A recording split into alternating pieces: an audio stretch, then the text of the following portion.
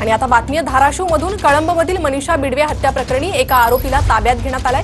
हत्या प्रकरणी 2 आरोपी निष्पन्न झाले तर एकाला पोलिसांनी ताब्यात घेतल्याचं कळतंय। पोलिसांनी रात्री उशिरा एका आरोपीला ताब्यात घेतलेला आहे। हत्या प्रकरणातील एक आरोपी फरार असल्याची माहिती मिळते। रात्री उशिरा कळंब पोलीस ठाण्यात या प्रकरणी गुन्हा दाखल करण्यात आला आहे। तर कळंबमधील मनीषा बिडवे हत्या प्रकरणी ही महत्त्वाची अपडेट आपण पाहतोय। तर श्रीराम क्षीरसागर आपले प्रतिनिधी या संदर्भातील आपल्याला अधिक माहिती देत आहेत। श्रीराम। प्रणिता, चार दिवसापूर्वी या मनीषा कारभारी बिडवे ह्या महिलेचा सुसाईड झाला असं माहिती समोर आली होती।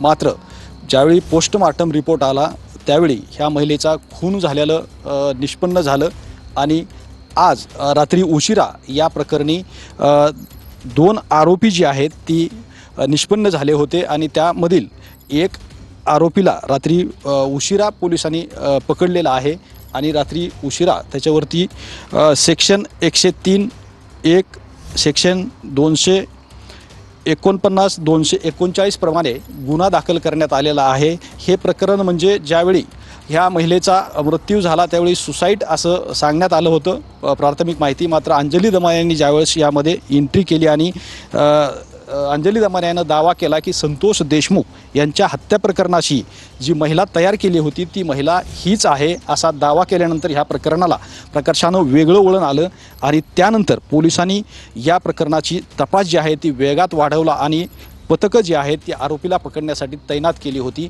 त्यामध्ये रात्री उशिरा एक आरोपी ताब्यात घेतलेला आहे। ह्याच्यामध्ये 2 जे आरोपी आहेत ती रामेश्वर उर्फ राणा। श्रीराम, तुमच्याकडनं वेळोवेळी घेत राहू। तुर्तास धन्यवाद या सविस्तर माहितीसाठी।